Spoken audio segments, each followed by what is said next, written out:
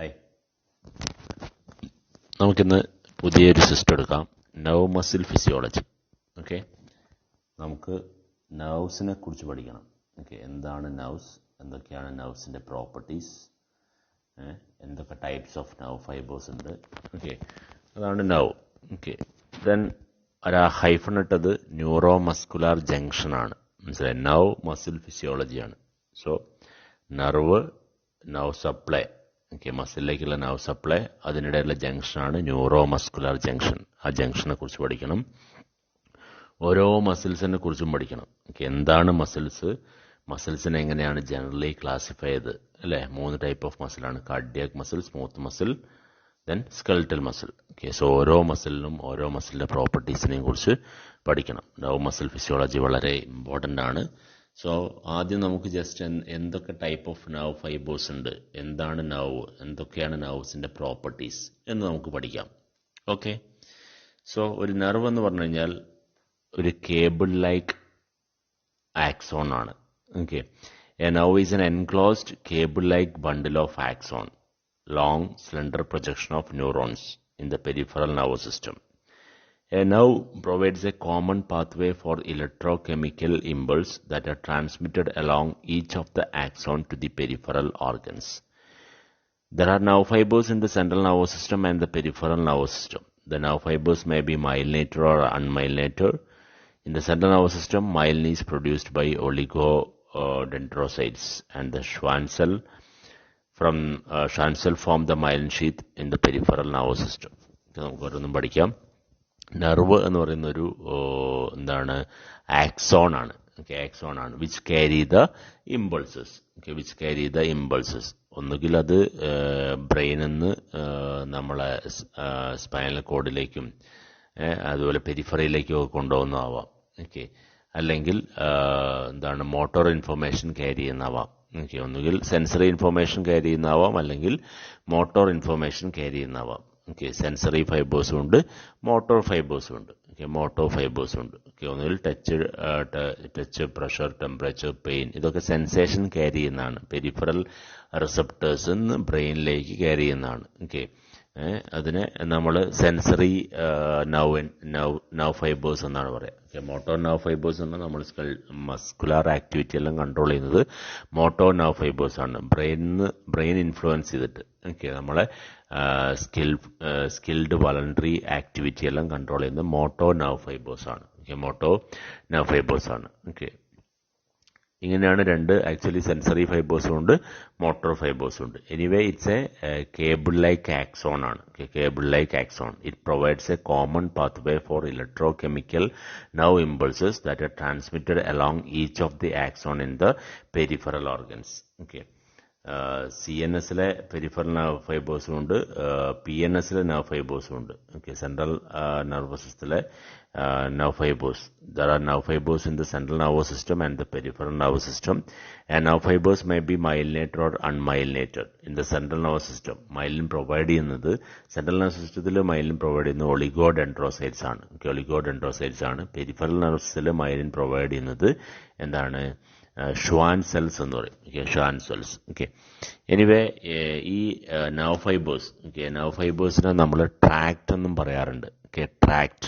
Okay, and a group of nerve fibers connecting the 2 masses of grammature in the central nervous system. Central nervous system നമ്മൾ tract എന്നാണ് പറയുന്നത്. നമുക്ക് ട്രാക്ടിനെ കുറിച്ച് CNSൽ പഠിക്കാനുണ്ട്. Okay, എന്തൊക്കെ ട്രാക്ട്സ് ആണ്? അസെൻഡിങ് ട്രാക്ട്സും ഉണ്ട്, ഡിസെൻഡിങ് ട്രാക്ട്സും ഉണ്ട്. ഓക്കെ, അസെൻഡിങ് ട്രാക്ട്സ് എന്ന് പറഞ്ഞാൽ താഴെ നിന്ന് മേലോട്ട് പോകുന്നതിന് നമ്മൾ അസെൻഡിങ് ട്രാക്ട്സ് എന്ന് പറയും. ഒരു റിസപ്റ്റേഴ്സും സെൻസറി ഇൻഫർമേഷൻ ക്യാരി ചെയ്തിട്ട് മേലോട്ട് ബ്രെയിനിലേക്ക് എത്തിക്കുന്നതിന് അസെൻഡിങ് ട്രാക്ട്സ് എന്ന് പറയും. മറ്റേത് ഡിസെൻഡിങ് ട്രാക്ട്സ് ആണ്. ബ്രെയിനിൽ നിന്ന് മസിലിലേക്ക്, പെരിഫറിയിലേക്ക് ഇൻഫർമേഷൻ കൊണ്ടുപോകുന്ന ഡിസെൻഡിങ് ട്രാക്ട്സ്. സോ CNSൽ നമ്മൾ ഗ്രൂപ്പ് ഓഫ് നർവ് ഫൈബേഴ്സിനെ പറയുന്നവരാണ് ട്രാക്ട് എന്ന് പറയും. Okay, tract. Okay, so in the central nervous system, the analogous structures known as the tract ആണ് ഈ നേരത്തെ പറഞ്ഞത്. അസെൻഡിങ് ട്രാക്ട്സും ഡിസെൻഡിങ് ട്രാക്ട്സും നമുക്കത് പഠിക്കാനുണ്ട്. Each nerve is cord-like structure that contains many axons called the nerve fibers. Within nerve, each axon is surrounded by a layer of connective tissue called the endoneurium. The axons are bundled together into group that is called the fascicles. and each vesicle is wrapped in a layer of connective tissue that is called the perineurium. Finally, the entire nerve is wrapped in a layer of connective tissue that is called the epineurium. Okay, so ഒരു നെർവിന്റെ layers ആണ് ഇവിടെ പറയുന്നത്. Nerve എന്ന് പറയുന്നത് ഒരുപാട് nerve fibres കൂടിച്ചേർന്നാണ്. So ഒരു single nerve ഫൈബേഴ്സിനെ cover ചെയ്ത മെംബ്രെയിനാണ് നമ്മൾ എൻഡോനൂറിയം എന്ന് പറയും. ഒരൊറ്റയൊന്നും എടുത്തു കഴിഞ്ഞാൽ എൻഡോനൂറിയം, ആ ലെയറിന് എന്താണ് പറയുന്നത്? എൻഡോനൂറിയം. ഇങ്ങനെ ഒരുപാട് നെർവ് കൂടിച്ചേർന്ന് ആ ഗ്രൂപ്പിനെ നമ്മൾ ഫെസിക്കിൾസ് എന്ന് പറയും. Okay, the axons of nerve fibres group together to form the ഫെസിക്കിൾസ്.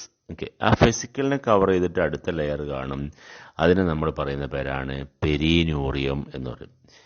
Then ഒരുപാട് ഫെസിക്കിൾസ്, ഇങ്ങനെ ഒരുപാട് ഫെസിക്കിൾ കൂടി ചേർന്നിട്ടാണ് ഒരു നെർവ് ഉണ്ടാവുന്നത്. ഓക്കെ, നെർവ് ഉണ്ടാവുന്നത്. So these are enclosed by another layer that is known as the epineurium എന്ന് പറയും. So endoneurium, perineurium and the epineurium layers. Okay. Then classification of the nerve fibers depending upon the structures, myelinated and the non-myelinated nerve fibers.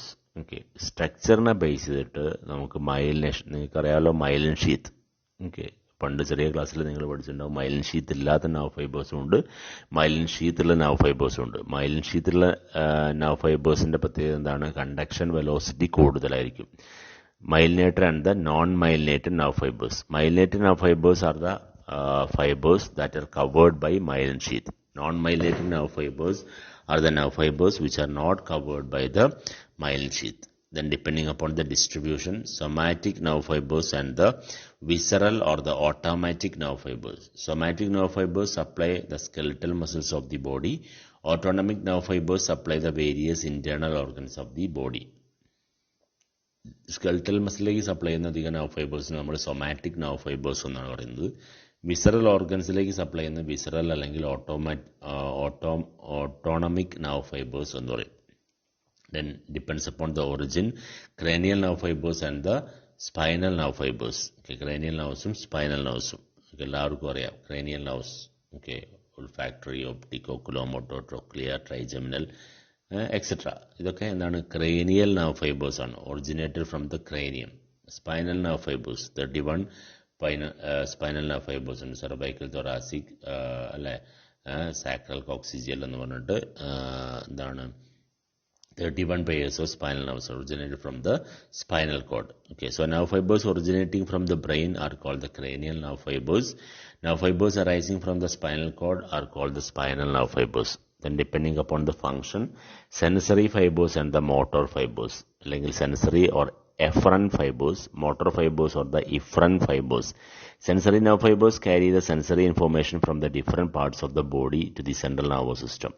അല്ലെ, sensory ഞാൻ നേരത്തെ പറഞ്ഞു, touch, temperature, pain, pressure. Okay, ഇതൊക്കെ നമ്മളെ ബോഡിയിൽ, നമ്മളെ സ്കിന്നിലും അല്ലെങ്കിൽ ഇന്റേണൽ ഓർഗൻസിലൊക്കെ ആയാലും അവിടെ റിസപ്റ്റേഴ്സ് ഉണ്ടാവും. ഈ റിസപ്റ്റേഴ്സിന് ബ്രെയിനിലേക്ക് കൊണ്ടുപോകുന്നതാണ് sensory nerve fibres. Okay, sensory nerve fibres or the efferent nerve fibres.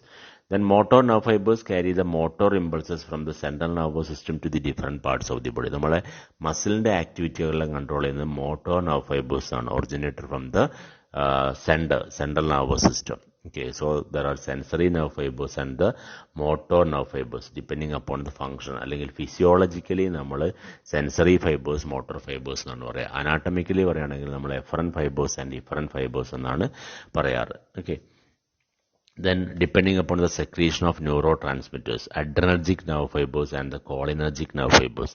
Adrenergic nerve fibers secrete noradrenaline. Okay, cholinergic nerve fibers secrete acetylcholine.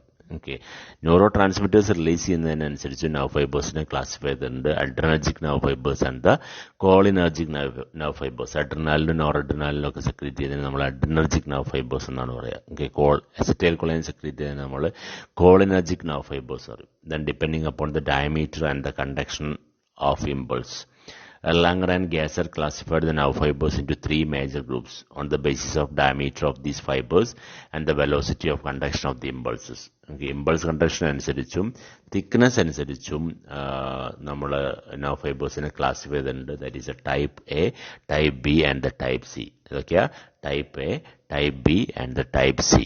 Okay, Erlanger and Gasser classification എന്നാണ് പറയുക.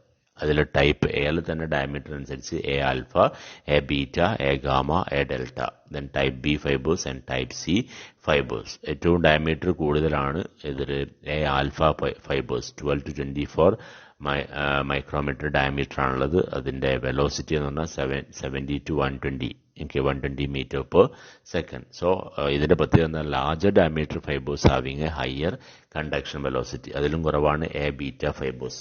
ഇതിന്റെ ഡയമീറ്ററും വെലോസിറ്റി ഒന്നും പഠിക്കണമെന്നില്ല നിങ്ങൾ.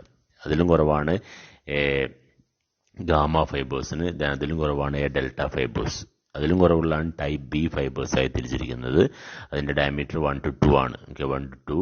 അതിന്റെ വെലോസിറ്റി എന്ന് പറഞ്ഞാൽ 3 to 10 meter per second ആണ്. അതിലും കുറവാണ് type C fibres. So depending upon the diameter, diameter and the conduction velocity, there are 3 types of fibers: type A, type B and the type C fibers. A എന്ന് തന്നെ A alpha, A beta, A gamma and the A delta fibers. അതിന്റെ ഏറ്റവും കൂടുതൽ diameter കൂടിയത് type A ആണ്. അതിന്റെയും വീണ്ടും diameter അനുസരിച്ച് വീണ്ടും തിരിച്ചിട്ടുണ്ട്. A alpha, A beta, A gamma and the A delta fibers. A delta fibers അതാണ് A alpha function, proprioception and somatic motor. The proprioception, change in position, muscles, tendons, joints-ലൊക്കെ alpha fibres ആണ് കൂടുതലും കാണുന്നത്. അതിൻ്റെ diameter 12 to 20 ആണ്. Velocity 7 to 120. A beta അധികവും touch, pressure, motor ഫംഗ്ഷനിലൊക്കെ involve ചെയ്യുന്ന ഫൈബേഴ്സ് ആണ് A beta fibres. A gamma fibres muscle spindle കാണുന്നതാണ് A gamma fibres. A delta fibres pain, temperature, touch, cold എല്ലാം ക്യാരി ചെയ്യുന്നത് എ ഡെൽറ്റ ഫൈബേഴ്സ് ആണ്. B type B fibres preganglionic autonomic fibres ഒക്കെ അധികം type B fibres ആണ്. Dorsal root C fibres ഉണ്ട്. Pain, touch, temperature, mechano reception ഒക്കെ carry ചെയ്യുന്ന dorsal root C fibres ആണ്. സിമ്പത്തറ്റിക് സി ഫൈബേഴ്സ് ഉണ്ട്. Post ganglionic sympathetic nerve fibres. Just മനസ്സിലാക്കി വെച്ചാൽ മതി നിങ്ങൾ A fibres, B fibres and the C fibres. Type A, type B and type C fibers. Among these nerve fibers, type A nerve fibers are thickest fiber and type C fibers are thinnest fiber. The C fibers are also known as the fourth fibers. Except the type C fibers, all the nerve fibers are myelinated. Velocity of impulse through the nerve fiber is directly proportional to thickness of the fiber. So the diameter കൂടുന്നതിനനുസരിച്ച് എന്ത് കൂടുതലായിരിക്കും? Conduction velocity കൂടുതലായിരിക്കും. The numerical classification, അതിൽ പറഞ്ഞ type 1, type 2, type 3 and type 4 fibers. Type 1, type 2, type 3 and type 4 fibers. Numerical ആയിട്ട് തിരിച്ചിട്ടുണ്ട്. Numerical ആയിട്ട് 4 എണ്ണാണുള്ളത്. Type 1 fibres, type 2 fibres, type 3 fibres and type 4 fibres. Type 1ൽ തന്നെ ടൈപ്പ് 1A ഉണ്ട്, ടൈപ്പ് 1B ഉണ്ട്. ടൈപ്പ് 1A മസിൽ സ്പിൻഡിൽ നമുക്ക് പഠിക്കാനുണ്ട്. മസിൽ സ്പിൻഡിൽ സ്ട്രെച്ച് റിഫ്ലക്സ് എല്ലാം വരുമ്പോൾ പഠിക്കാനുള്ളതാണ് മസിൽ സ്പിൻഡിൽ. നമ്മളെ സ്ട്രെച്ച് അല്ലെങ്കിൽ മസിൽ കൺട്രാക്ഷൻ കൺട്രോൾ ചെയ്യുന്ന ഒരു റിസപ്റ്ററാണ് മസിൽ സ്പിൻഡിൽ. അതിൽ വരുന്നൊരു നർവ് ഫൈബേഴ്സ് ആണ് annulospiral ending. A alpha ഫൈബേഴ്സിൽ പെട്ടതാണ്. ആക്ച്വലി അത് ടൈപ്പ് 1ന്റെ ക്ലാസിഫിക്കേഷൻ ആണ്. ടൈപ്പ് 1B ഉണ്ട്, അതും ഗോൾഗി ടെൻഡൻ ഓർഗൻസിൽ കാണുന്നതാണ്. ഗോൾഗി ടെൻഡൻ ഓർഗൻസ് അതും എ ആൽഫ ടൈപ്സ് ആണ്. Type 2 fibres muscle spindle flower spray ending, touch, pressure റിസപ്റ്റേഴ്സിലെല്ലാം ഉള്ള നർവ് ഫൈബേഴ്സ് ആണ് type 2 fibres. A beta types ആണ്. മറ്റേത് ടൈപ്പ് 3 എ ഡെൽറ്റ ഫൈബേഴ്സ് ആണ്. Pain, cold receptors, some touch receptors.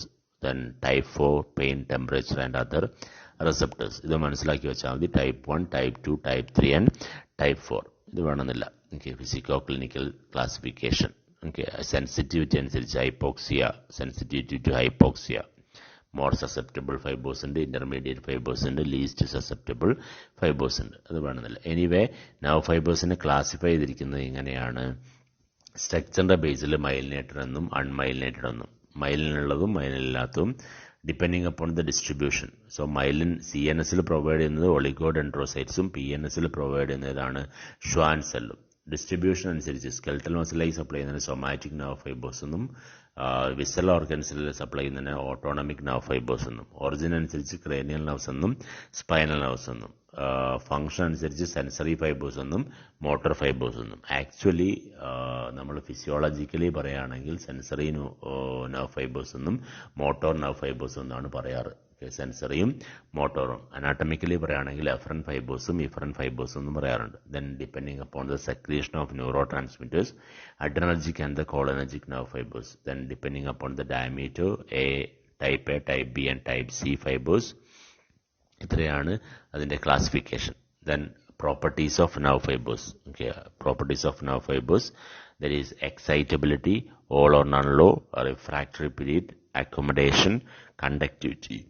Okay, ഇത് ചോദിക്കാറുണ്ട്. Properties of nerve fibers. Excitability. Okay, നമ്മൾ cardiac muscle എടുത്തപ്പം excitability പഠിച്ചാണ്. അന്ന് ഞാൻ പറഞ്ഞിട്ടുണ്ട് നർവും മസിലും ഗ്ലാൻസും ഒക്കെ എന്ത് ടിഷ്യൂ ആണ്? എക്സൈറ്റബിൾ ടിഷ്യൂ ആണെന്ന് പറഞ്ഞിട്ടുണ്ട്. ഓക്കെ, എക്സൈറ്റബിൾ ടിഷ്യൂ ആണ്. സോ എക്സൈറ്റബിൾ ഇൻ നേച്ചർ ആണ്. നെർവ് ഫൈബേഴ്സ് എക്സൈറ്റഡ് ആയി കഴിഞ്ഞാൽ എന്താണ്? Which conduct the electricity. So nerve fibre ഒരു എക്സൈറ്റബിൾ ടിഷ്യൂ ആണ്, ഒരു പ്രോപ്പർട്ടിയാണ് excitability. Then obey all or none law, ഇത് നമ്മൾ കാർഡിയാക് മസിൽ പഠിച്ചാണ്. It has a refractory period. Then there is an accommodation, then conductivity. So excitability, it is the ability of generating electrochemical impulse at the cell membrane in response to any stimulus. It is due to the disturbance in ionic equilibrium across the receptive zone of the cell membrane. The nerve fibers can be stimulated by a suitable stimulus, which may be mechanical, thermal, chemical or the electrical. So ഒരു nerve excited ആവണമെങ്കിൽ ഒരു threshold stimulus വരണം. Okay, threshold stimulus, any stimulus എന്നല്ല പറയേണ്ടത്. It is a ability of generating electrochemical impulse towards a response of a threshold stimulus. Okay, it is excitable in nature ആണ്. Produce the electrochemical impulse, produce and or the generate the electricity towards a response of a threshold stimulus. Okay, threshold stimulus എന്താവാം? either mechanical, chemical or thermal or the electrical. Okay, stimulus may be the mechanical, electrical, thermal or the chemical. To excite the tissue, the stimulus must possess the two characters, namely the intensity and the duration. So stimulus depend ചെയ്യുന്ന രണ്ട് ഫാക്ടറാണ്, strength and duration. Strength and duration, ഒരു particular സ്ട്രെങ്ത്തിൽ stimulus വരണം, അതുപോലെ particular ഡ്യൂറേഷനിലും stimulus കൊടുത്താൽ മാത്രമേ എന്തുണ്ടാവുള്ളൂ? ഒരു ഇലക്ട്രിസിറ്റി കണ്ടക്ട് ചെയ്യുള്ളൂ. നെർവ് ഫൈബേഴ്സിൻ്റെ അത് നെർവ് ഫൈബേഴ്സ് റെസ്പോണ്ട് ചെയ്യുള്ളൂ. So according to the strength, stimulus divided into threshold stimulus, sub-threshold stimulus, supra-threshold stimulus, maximal stimulus and supra-maximal stimulus. Okay, സ്റ്റിമുലസിൻ്റെ സ്ട്രെങ്ത് അനുസരിച്ച് നമ്മൾ സ്റ്റിമുലസിനെ നമ്മൾ ഡിവൈഡ് ചെയ്തിട്ടുണ്ട്. Threshold stimulus, sub-threshold stimulus, supra-threshold stimulus, maximal stimulus and supra-maximal stimulus. ഇത് ഞാൻ cardiac മസിലിൻ്റെ properties പറഞ്ഞപ്പോൾ നിങ്ങളോട് പറഞ്ഞിട്ടുണ്ട്. ത്രഷോൾഡ് സ്റ്റിമുലസ് ആണ് ഒരു മിനിമൽ സ്റ്റിമുലസ് ആണ്. അത് എന്താണ്? നെർവിനായാലും മസിലിനായാലും ഗ്ലാൻസിനായാലും ഒക്കെ റെസ്പോണ്ട് ചെയ്യുന്നൊരു സ്റ്റിമുലസ് ആണ് threshold stimulus. Okay, threshold stimulus വന്നാൽ മാത്രമേ ഇത് റെസ്പോണ്ട് ചെയ്യുള്ളൂ. അതിലും കുറഞ്ഞ സ്റ്റിമുലസ് ആണ് സബ് ത്രഷോൾഡ് സ്റ്റിമുലസ്, ഒരു റെസ്പോണ്ട് ഉണ്ടാവില്ല. ഓക്കെ, ത്രഷോൾഡിനെക്കാട്ടിലും കൂടുതലാണ് സുപ്രാ ത്രഷോൾഡ്, അതിലും കൂടുതലാണ് മാക്സിമൽ സ്റ്റിമുലസ്, അതിലും കൂടുതലാണ് supra maximal stimulus. Threshold stimulus, here the strength of the stimulus is just sufficient to bring the resting membrane potential to the firing level or produce an action potential. ഒരു action potential produce ചെയ്യാൻ കപ്പാസിറ്റിയുള്ള സ്റ്റിമുലസിന് നമ്മൾ threshold stimulus എന്ന് പറയും. Sub threshold stimulus, the strength is less than threshold stimulus even though it does not produce an action potential. It brings the membrane potential nearer to the firing level. This state of the cell is called the local excitatory state or the local response. ഇത് ഒരു action potential produce ചെയ്യാനുള്ള capacity ഉണ്ടാവില്ല, പക്ഷെ there is a change. Okay, firing level വരെ എത്താനുള്ള chance ഉണ്ട്. Then supra threshold, here the strength of the stimulus is more than threshold value. It will not produce further increase in amplitude of action potential. Once the firing level is reach, the rest occurs automatically. This phenomenon is known as the all or none response. നമുക്ക് പഠിക്കാനുണ്ട്. So ത്രഷോൾഡിനെക്കാട്ടിലും കൂടുതലാണ് supra threshold, അതിലും കൂടുതലാണ് maximal stimulus. It is that strength of the stimulus which will excite all the axon in A mixer nerve. A number of nerve fibers which is different threshold of excitation are present in a mixer nerve. As the strength of the stimulus applied to a mixer nerve increase gradually, the fibers with least threshold of excitation will get excited first and slowly more and more fibers with greater and greater threshold of excitation will be stimulated, and finally at a particular strength all the fibers of nerve will be stimulated, and this strength is called the maximal stimulus. നിങ്ങൾ പഠിക്കണമെന്നില്ല, നമ്മൾ സുപ്രാ ത്രഷോൾഡിനെക്കാട്ടിലും കൂടുതലുള്ളതാണ്. Mixed നെർവിലൊക്കെ വരുമ്പോൾ maximal stimulus വേണ്ടി വരും. Okay, then supramaximal, here the strength is more than the maximal stimulus and has no additional effects. So anyway, stimulus എന്ന് പറഞ്ഞു കഴിഞ്ഞാൽ any external agent ആണ് stimulus. Okay, chemical ആവാം, thermal ആവാം, mechanical ആവാം. Okay, any external changes, that is a stimulus. Stimulus depends upon two factors. Okay, two factors, strength and the duration. ഒരു particular സ്ട്രെങ്ത്തിലും particular ഡ്യൂറേഷനിലും കൊടുക്കണം. അങ്ങനെ പെർട്ടിക്കുലർ ഒരു minimum സ്ട്രെങ്ത്തിനെ നമ്മൾ Rio base എന്നാണ് പറയുന്നത്. Rio base, that is the least possible strength of the stimulus which can excite the tissue. The voltage below this cannot excite the tissue, whatever may be the duration of the stimulus. അതായത് ഒരു particular സ്ട്രെങ്ത്തുള്ള സ്റ്റിമുലസിന് നമ്മൾ Rio basic strength എന്നാണ് പറയുക. Is the least possible or the minimum strength or the minimum voltage of stimulus which can excite the tissue. ഒരു ടിഷ്യൂസിനെ excite ചെയ്യാൻ വേണ്ടിയുള്ള minimal strength ഉള്ള സ്റ്റിമുലസിനെയാണ് നമ്മൾ റിയോ ബേസ് എന്ന് പറയുന്നത്. Okay, the voltage below this cannot excite the tissue, whatever may be the duration. Duration എത്ര കുട്ടികളും എന്നാലും സ്ട്രെങ്ത്, ഒരു പെർട്ടിക്കുലർ സ്ട്രെങ്ത് ഇല്ലെങ്കിൽ റെസ്പോൺസ് ഉണ്ടാവില്ല. യൂട്ടിലൈസേഷൻ ടൈം, മിനിമം ടൈമിനെ നമ്മൾ യൂട്ടിലൈസേഷൻ ടൈം എന്ന് പറയും. It is a minimum time required for the rheobasic strength to excite the tissue.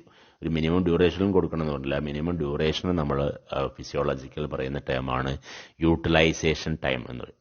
ക്രോണാക്സി is a minimum time at which the stimulus with the double rheobasic strength can excite the tissue. നമ്മൾ double ആയിട്ട് കൊടുത്തു കഴിഞ്ഞാൽ ഉണ്ടാവുന്നതാണ് ക്രോണാക്സി. ഈ term മനസ്സിലാക്കി വെച്ചാൽ മതി. at which the stimulus with a double rheobasic strength can excite the tissue, that is a chronaxy. Rheobase, utilization time and chronaxy.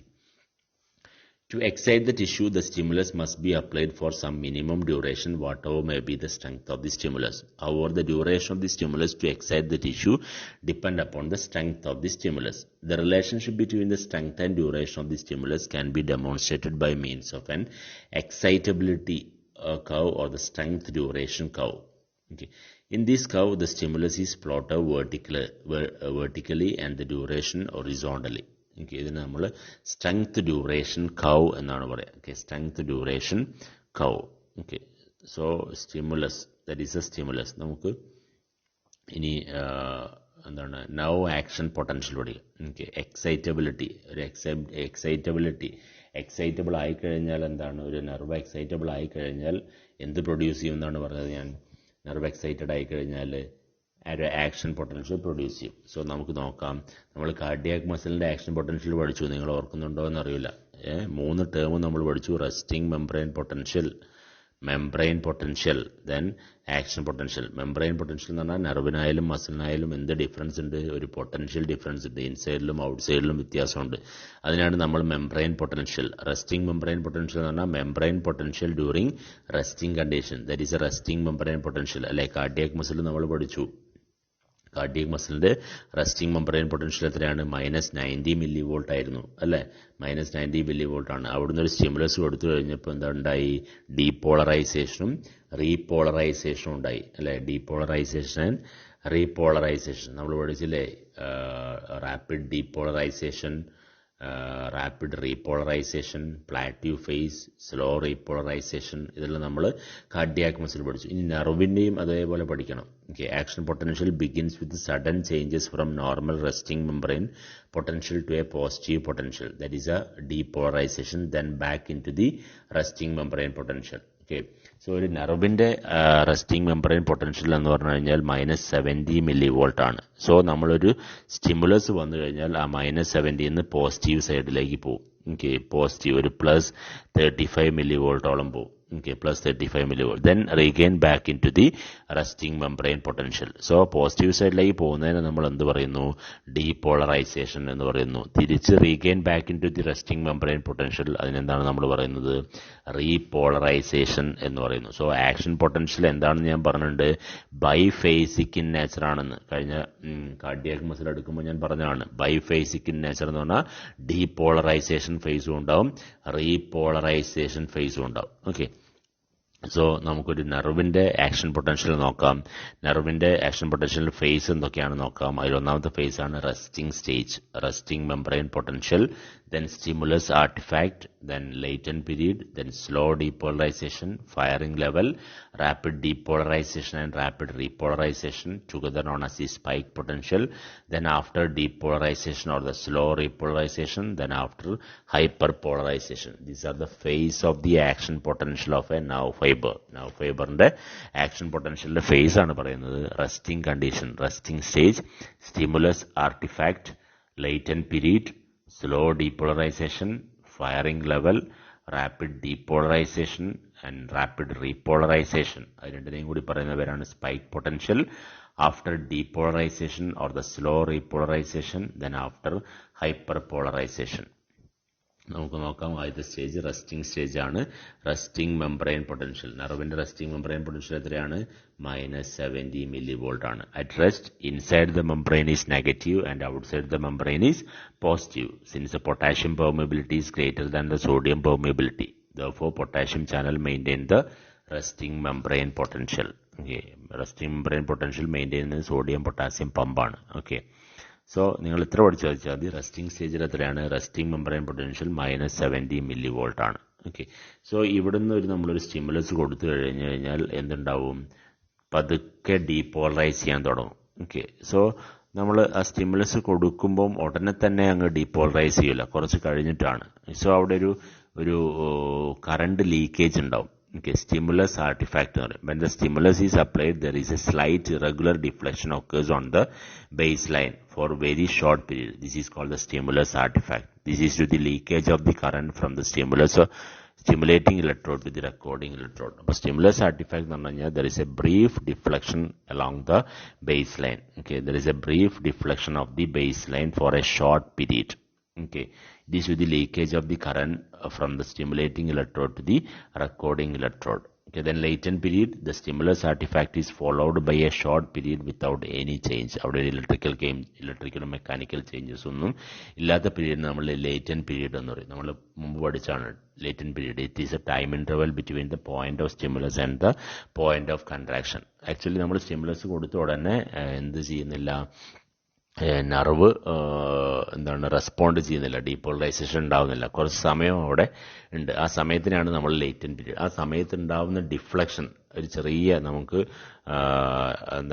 Normal സൈറ്റിൽ കാണാൻ പറ്റില്ല. ഓക്കെ, അത്ര ചെറിയ ഡിഫ്ലക്ഷനാണ്. ആ ഡിഫ്ലക്ഷൻ നമ്മൾ സ്റ്റിമുലസ് ആർട്ടിഫാക്ട് എന്ന് പറയും. ഓക്കെ, ചില ഗ്രാഫിൽ നമുക്കത് കിട്ടില്ല, ജസ്റ്റ് ഒരു വര തന്നെയാണ്, ഒരു ബേസ് ലൈൻ തന്നെയാണ് കിട്ടുക. Okay, so anyway latent period is A time interval between the point of stimulus and the point of contraction. Here there is no electrical or the mechanical activity. ഇനി ആ latent period കഴിഞ്ഞ് കഴിഞ്ഞാൽ there is a depolarization stage. There is a rapid depolarization ആണ്. Okay, at this time the membrane suddenly become very permeable to sodium ions, allowing tremendous number of positively charged sodium ions to flow to the interior. Okay, sodium ions എന്ത് ചെയ്യും? പെട്ടെന്ന് തന്നെ sodium channel open ചെയ്ത് sodium അകത്തേക്ക് entry ചെയ്യും. അപ്പോൾ അതാണ് positive സൈഡിലേക്ക് പോകും. The normal polarised resting membrane potential -70 millivolt is immediately neutralized by inflowing sodium ion with potential rising rapidly to the positive direction. This is called the depolarization. The potential may go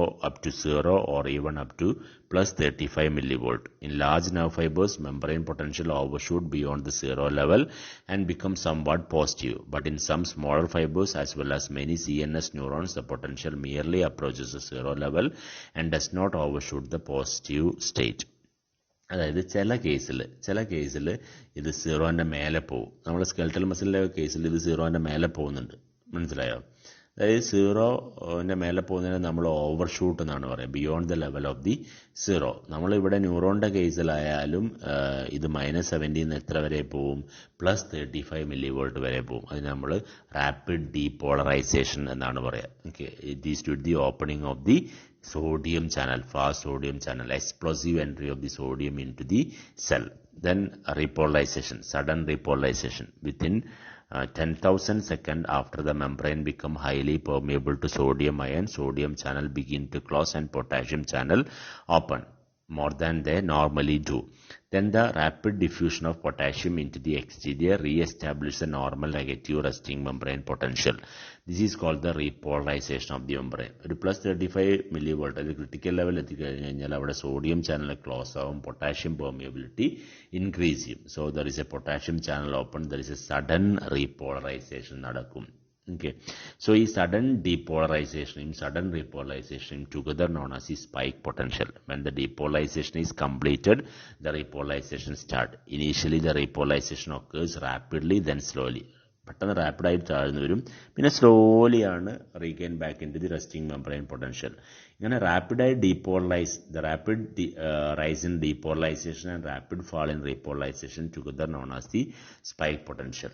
okay, അങ്ങനെ റാപ്പിഡായി depolarise ചെയ്യുന്നതിനെയും റാപ്പിഡായി റീപോളറൈസ് ചെയ്യുന്നതിനെയും നമ്മൾ ഒരുമിച്ച് പറയുന്ന പേരാണ് spike potential. പിന്നെ slow depolarisation ആണ് നമ്മൾ after depolarisation എന്ന് പറയും. At the termination of the spike potential, potassium conduction is slowed down and have a few milliseconds are delayed in restoring the membrane potential. This last phase of the slow potassium efflux known as the after depolarization എന്ന് പറയും. Okay, after depolarisation അല്ലെങ്കിൽ ഇത് നമ്മൾ പറയുന്നവരാണ് slow repolarisation. Spike പൊട്ടൻസിയേഷൻ പതുക്കെ എന്താണ് potassium ഇഫ്ലക്സ് കുറഞ്ഞു വരും. ഓക്കെ, കുറഞ്ഞു വന്നിട്ട് അത് regain back in to the resting membrane potential. Okay, ആ സ്റ്റേജിന് നമ്മൾ സ്ലോ റീപോളറൈസേഷൻ അല്ലെങ്കിൽ ആഫ്റ്റർ ഡീപോളറൈസേഷൻ എന്ന് പറയും. ദെൻ ആഫ്റ്റർ ഹൈപ്പർ പോളറൈസേഷൻ, നമ്മൾ കാർഡിയാക് മസിലിന്റെ കേസിൽ ഇത് തിരിച്ച് റെസ്റ്റിംഗ് മെംബ്രെയിൻ പൊട്ടൻഷ്യൽ എത്തി അവിടെ നിൽക്കും. ഈ നെർവിൻ്റെയും സ്കെൽറ്റൽ മസിലിൻ്റെയും കേസ് അങ്ങനെയല്ല, ഇത് റെസ്റ്റിംഗ് മെംബ്രെയിൻ പൊട്ടൻഷ്യൽ താഴേക്ക് പോകും. അത് നമ്മൾ ആഫ്റ്റർ ഹൈപ്പർ പോളറൈസേഷൻ എന്നാണ് പറയുക. After reaching the resting membrane potential it becomes little more negative than the resting level. This is called the after hyperpolarisation. This is last for 30 to 40 milliseconds. After this normal resting membrane, then regain back into the resting membrane potential. -70 തന്നെ പോകും. അതൊരു -90 or -100 പോകുന്നതിനെയാണ് നമ്മൾ after hyper polarisation എന്ന് പറയുക. എന്നിട്ട് തിരിച്ച് എങ്ങോട്ട് തന്നെ പോകും, -70 പോകും. Okay, that is after hyperpolarisation. ഇത്രയും ഫേസ് ഉണ്ട് എന്തിന്, നമ്മളെ നെർവിൻ്റെ action potential, resting membrane potential, അതാണ് resting stage. It is about -70 millivolt. Then stimulus artefact, ഉടനെ തന്നെ കൺട്രാക്ട് ചെയ്യില്ല, അവിടെ ഒരു കറണ്ട് ലീക്കേജ്, ഒരു സ്ലൈറ്റ് ഡിഫ്ലക്ഷൻ, ആ സ്ലൈറ്റ് ഡിഫ്ലക്ഷൻ നമ്മൾ സ്റ്റിമുലസ് ആർട്ടിഫാക്ട് എന്ന് പറയും. അതുപോലെ തന്നെ അവിടെ ഒരു റിഫ്രാക്ടറി സ്റ്റേജ് ഉണ്ട്. ഓക്കെ, അത് നമ്മൾ ലേറ്റന്റ് പീരീഡ് എന്നാണ് പറയുക. Here there is no activity, ഉടനെ തന്നെ കൺട്രാക്ട് ചെയ്യുന്നില്ല. പിന്നെയാണ് സഡൻ ഡീപോളറൈസേഷൻ. ഓക്കെ, സഡനായിട്ട് സഡൻ ഡീപോളറൈസേഷനും സഡൻ റീപോളറൈസേഷനും. ഓക്കെ, സോ അവിടെ ലേറ്റന്റ് പീരീഡ് കഴിഞ്ഞ് കഴിഞ്ഞാൽ പിന്നെ പോകുന്നത് പതുക്കെയാണ് പോകുന്നത്, സ്ലോ ഡീപോളറൈസേഷൻ ആണ്. ഫയറിംഗ് ലെവൽ എത്തിക്കഴിഞ്ഞാൽ, ഫയറിംഗ് ലെവൽ എന്ന് പറഞ്ഞു കഴിഞ്ഞാൽ the point at which the sudden depolarisation start. Okay, നമ്മളൊരു -70 ഒരു -55 millivolt ഒക്കെ എത്തിക്കഴിഞ്ഞാൽ, ഒരു -60 or -55 millivolt എത്തിയെന്ന് വിചാരിക്കുകയാണെങ്കിൽ അതാണ് ഫയറിംഗ് ലെവൽ. ഓക്കെ, അപ്പോൾ -55 റേഞ്ചിൽ എത്തിക്കഴിഞ്ഞാൽ there is a sudden depolarisation നടക്കും. ഓക്കെ, സോ ആ പോയിന്റിനെ, the point at which the sudden depolarisation start, that is known as the firing level. പിന്നെ സഡൻ ഡീപോളറൈസേഷൻ ആണ് ടുവേർഡ്സ് എ +35 millivolt. പിന്നെ സഡൻ റീപോളറൈസേഷൻ. ഈ സഡൻ ഡീപോളറൈസേഷനെയും സഡൻ റീപോളറൈസേഷനെയാണ് നമ്മൾ എന്ത് പറയുന്നത്, സ്പൈക്ക് പൊട്ടൻഷ്യൽ. സഡൻ ഡീപോളറൈസേഷൻ നടക്കുന്നത് due to the opening of the fast sodium ചാനലാണ്. സഡൻ റീപോളറൈസേഷൻ നടക്കുന്നത് due to the opening of the potassium ചാനലാണ്. പിന്നെ സ്ലോ റീപോളറൈസേഷൻ ആണ്, നമ്മൾ അതിനെ ആഫ്റ്റർ ഹൈപ്പർ പോളറൈസേഷൻ എന്ന് പറയും. Then it's become more negative, അതിന് നമ്മൾ ആഫ്റ്റർ ഹൈപ്പർ പോളറൈസേഷൻ എന്ന് പറയും. സോ ഇത്രയും സ്റ്റേജ് പഠിക്കണം. നിങ്ങൾക്ക് ഒന്നുകൂടി വരച്ച് എക്സ്പ്ലെയിൻ ചെയ്ത് തരുന്നതാണത്. ഓക്കെ, ഇനി കണ്ടക്ടിവിറ്റി. ഓക്കെ, എങ്ങനെയാണ് കണ്ടക്ട് ചെയ്യുന്നത്. ഓക്കെ, ഇത് മുമ്പ് ക്വസ്റ്റ്യൻ പേപ്പറിൽ ചോദിച്ചിട്ടുണ്ട്. സാൾട്ടേറ്ററി കണ്ടക്ഷൻ 2 മാർക്കിനിട്ട് ചോദിച്ചാണ്. സാൾട്ടേറ്ററി കണ്ടക്ഷൻ. ഓക്കെ, ഒരുപാട് ആളുകൾ എന്തെല്ലോ എഴുതി വെച്ചിട്ടുണ്ട്. അങ്ങനെയല്ല. സാൾട്ടേറ്ററി കണ്ടക്ഷൻ എന്ന് പറഞ്ഞാൽ മൈലിൻ ഷീത്തുള്ള നർവ് ഫൈബേഴ്സ് ഇമ്പൾസ് കണ്ടക്ട് ചെയ്യുന്ന ഫോമാണ് സാൾട്ടേറ്ററി കണ്ടക്ഷൻ എന്ന് പറയും. ഇത് ജമ്പ് ചെയ്ത് പോകും. ഓക്കെ, ജമ്പ് ചെയ്ത് ഒരു നോഡ് ഓഫ് നാർവിൻ ഒരു നോഡ്സ് ഓഫ് റാൻവിയർന്ന് അടുത്ത നോഡ്സ് ഓഫ് റാൻവിയറിലേക്ക് ജമ്പ് ചെയ്ത് പോകുന്നതിനാണ് നമ്മൾ സാൾട്ടേറ്ററി കണ്ടക്ഷൻ എന്ന് പറയുന്നത്. Okay, so as in the case of A myelinated nerve fibers, the impulse conduction occurs as in the form of a saltatory conduction. Jump one node to the next node. Okay, that is a saltatory conduction. The nerve impulse is conducted along the nerve fiber. That is a propagation of wave of depolarization. അല്ലേ, എന്താണ് action potential? ഒരു പ്രൊപ്പഗേറ്റീവ് in nature ആണ് അല്ലേ, impulse conduct ചെയ്യും. The depolarization occurs first on a spot in the nerve fibers. This causes the depolarization of the neighboring area. Like this, depolarization travel through the nerve fibers. The depolarization is followed by repolarization. It is an active, self-propagating process, and impulse moves along the nerve at a constant amplitude. Okay. In myelinated nerve fibers, the nerve cell membrane is polarized at rest. That is, positivity outside and negativity inside. Resting condition അങ്ങനെയാണ് ഉണ്ടാവുക. അകത്ത് നെഗറ്റീവും പുറത്ത് positive ആയിരിക്കും. As soon as the fiber is excited at a point, the polarity is reversed. The action potential is generated at one location on the excitable cell, act as a stimulus for the production of an action potential in the adjacent region of the membrane. So ഒരു റീജിയനിൽ നമ്മൾ stimulus കൊടുത്തു കഴിഞ്ഞാൽ ആ region polarised ആയിട്ട് മാറും. ഇപ്പോൾ അകത്ത് പോസിറ്റീവും പുറത്ത് നെഗറ്റീവും. ദെൻ ആ റീജിയൻ പോയിട്ട് തൊട്ടടുത്ത ഏരിയനെ എക്സൈറ്റ് ചെയ്യും. The excitation of the impulse is conducted along the cell membrane as A wave of depolarization. The self-propagating nature of action potential is to the counter current flow. Unmyelinated nerve fibers impulse conduction നടക്കുന്നത് as in the form of a counter current flow ആണ്. ഇതൊരു ഇങ്ങനെ circulate ചെയ്ത് പോവുകയാണ് ചെയ്യുക. Counter current flow എന്നാണ് പറയുന്നത്. Counter current flow in the case of an unmyelinated nerve fibers, and the successive depolarization to the firing level. Once initiated, a moving impulse does not depolarize the area behind it to the firing level because this area is refractory. മുന്നോട്ടാണ് പോവുക. Okay, direction of propagation of impulse is same as current flow direction inside the nerve. In myelinated nerve fibers, speed of conduction is proportional to the square root of the diameter. Okay, so in the case of an in the case of an unmyelinated nerve fibers, the impulse conduction occurs as in the form of a counter current flow എന്നാണ് പറയുക. Okay, counter current flow. Then in the case of a myelinated nerve fibers, myelin sheath forms an effective insulator and flow of current through this sheath is very negligible. അതിൻ്റെ ഉള്ളിൽ കൂടെ insulator ആണ് actually myelin sheath എന്ന് പറഞ്ഞാൽ. നിങ്ങൾ ചെറിയ ക്ലാസ്സിൽ പഠിച്ചിട്ടുണ്ടാവും. ഒരു ഇൻസുലേറ്റർ ആണ്. അതിൻ്റെ ഉള്ളിൽ കൂടെ ഇലക്ട്രിസിറ്റി കണ്ടക്ട് ചെയ്യില്ല. In myelinated nerve fiber, the action potential are generated only at the nodes of Ranvier, the region where the axon cell membrane is exposed to the extracellular fluid. നിങ്ങൾക്ക് എല്ലാവർക്കും അറിയാം, ഒരു ആക്സോണിനെ കവർ ചെയ്തിട്ട് myelin sheath. Okay, myelin sheath ഇങ്ങനെ continuous അല്ല, അതിൻ്റെ ഇടയിൽ ഒരു ഗ്യാപ്പ് ഉണ്ടാവും. Axon expose to the extracellular fluid. Okay, so അവിടെയാണ് കറണ്ട് ജനറേറ്റ് ചെയ്യുന്നത്. In myelinated nerve fibers, the action potential are generated only at the nodes of Ranvier. ആ expose ചെയ്ത ഏരിയയെ നമ്മൾ nodes of Ranvier എന്നാണ് പറയുന്നത്. Okay, nodes of Ranvier. Okay, the region where the axon cell membrane is exposed to extracellular fluid. In general, as the diameter of the axon increases, internodal distance increases. Here the active generation, രണ്ട് notes of റാൻവിയറിന്റെ ഇടയിലുള്ളതിനാണ് നമ്മൾ ഇന്റർനോഡ്സ് എന്ന് പറയുന്നത്. Here the active generation of the current is confined at the node but depolarizing the all internodal length. Okay, പക്ഷേ അതിനിടയിലുള്ള notes of റാൻവിയറിന്റെ ഇടയിലുള്ള ഇന്റർനോഡ് complete depolarise ചെയ്യുന്നുണ്ട് insulator ഉണ്ടെങ്കിലും. Okay, instead the depolarization jumped from one node of Ranvier to the next. The jumping of depolarization from node to node, that is known as the saltatory conduction. Therefore, it is rapid process and conduct much faster than the unmyelinated fibers of the same diameter. So, എന്തിനാണ് conduction velocity കൂടുതൽ? Myelinated nerve ഫൈബേഴ്സിനാണ് conduction velocity. ഇത് ചാടി പോവുകയാണ്. ഒരു node of റാൻവിയറിൽ നിന്ന് next node of റാൻവിയറിലേക്ക് ചാടും. Okay. So ഇതിനിടയിലുള്ള ഇന്റർനോഡ് എന്തായിട്ട് ചെയ്യും, ആക്ഷൻ പൊട്ടൻഷ്യൽ ജനറേറ്റ് ചെയ്യുകയാണ് ചെയ്യുക. സോ അങ്ങനെ as in the case of an myelinated nerve fibres impulse conduction occurs in the form of a saltatory conduction. ചോദിച്ചു കഴിഞ്ഞാൽ തെറ്റിപ്പോകരുത്. സാൾട്ടേറ്ററി കണ്ടക്ഷൻ എന്ന് പറഞ്ഞാൽ മൈലിനേറ്റഡ് നെർവ് ഫൈബേഴ്സിൽ ഇമ്പൾസ് കണ്ടക്ട് ചെയ്യുന്ന പ്രോസസ്സിനെയാണ് നമ്മൾ സാൾട്ടേറ്ററി കണ്ടക്ഷൻ എന്ന് പറയുന്നത്. മറ്റൊരു പ്രോപ്പർട്ടിയാണ് accommodation. The excitability of nerve fibers is decreased when there is a slow increase in strength of the stimulus. This phenomenon is known as the accommodation.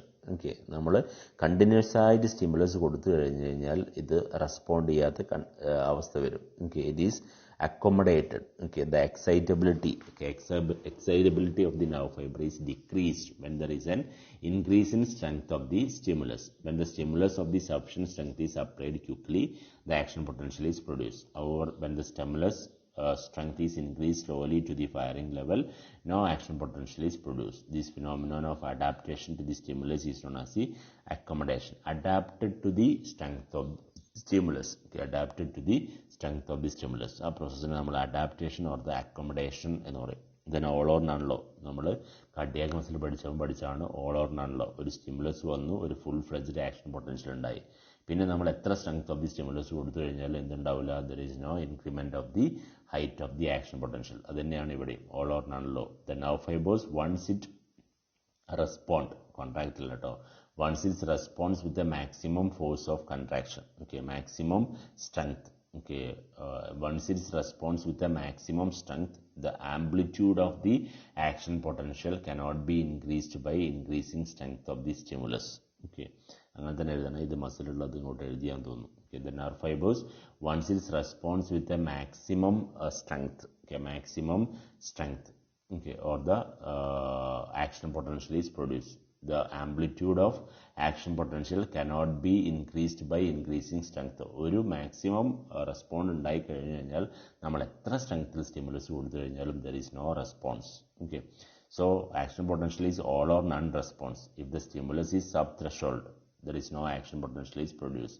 Once threshold intensity is reached, a full-fledged action potential is produced. Further increase in intensity of the stimulus produce no increment in height of the action potential. എത്ര കൊടുത്തിട്ടും കാര്യമില്ല. That is known as the all or none law. Therefore, once threshold is reached, the membrane events no longer depend upon the strength of the stimulus. Therefore, action potential is all or none in character. The all or none relationship between the stimulus and the response is called the all or none law. Then refractory period. ഇത് നമ്മൾ പഠിച്ചതാണ്.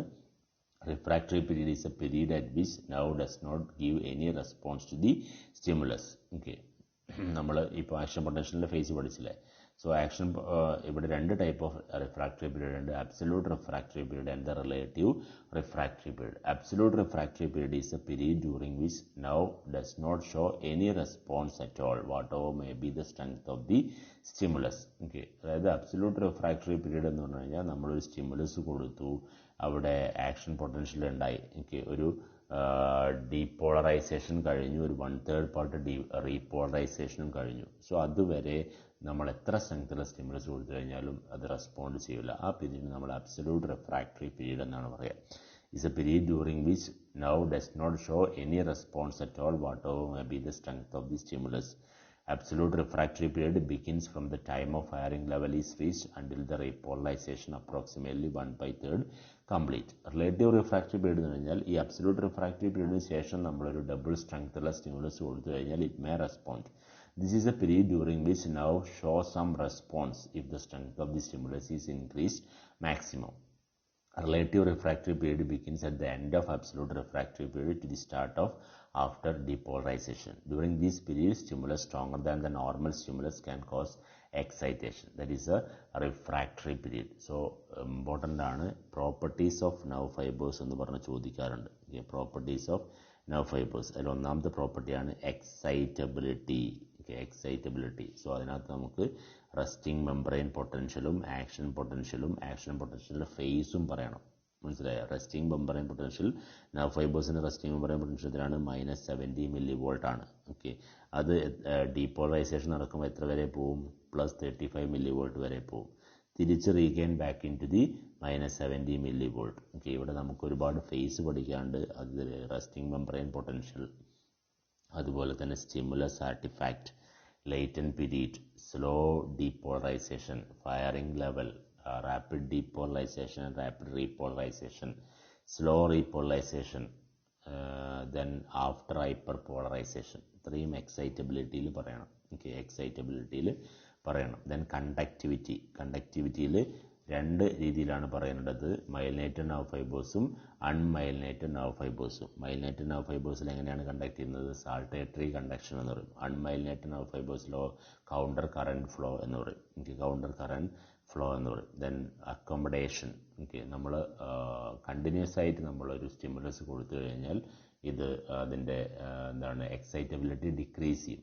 Okay, continuous ആയി കൊടുത്തു കഴിഞ്ഞാൽ അതിന് നമ്മൾ accommodation or the adaptation എന്ന് പറയും. Okay, then all or none in ക്യാരക്ടറാണ് നെർവ് ഫൈബേഴ്സും. ഒരു തവണ ആക്ഷൻ പൊട്ടൻഷ്യൽ ഉണ്ടായി കഴിഞ്ഞു കഴിഞ്ഞാൽ പിന്നെ നമ്മൾ സ്ട്രെങ്ത് കൂട്ടി കൊടുത്തിട്ട് കാര്യമില്ല. എന്താണ്? ഓൾ ഓർ നൺ ഇൻ ക്യാരക്ടറാണ്. നമ്മൾ ഓൾ ഓർ നൺ ലോ എന്ന് പറയും. അതുപോലെ റിഫ്രാക്ടറി പീരീഡ്, രണ്ട് ഫേസ് ഉണ്ട്. ആക്ഷൻ പൊട്ടൻഷ്യലിന് രണ്ട് പീരീഡാണുള്ളത്. അബ്സല്യൂട്ട് റിഫ്രാക്ടറി പീരീഡും റിലേറ്റീവ് റിഫ്രാക്ടറി പീരീഡും. ഓക്കെ, നെർവിൻ്റെ പ്രോപ്പർട്ടീസ് ഓഫ് നെർവ് ഫൈബേഴ്സ് ചോദിച്ചു കഴിഞ്ഞാൽ എഴുതണം ഇതെല്ലാം. Okay, thank U.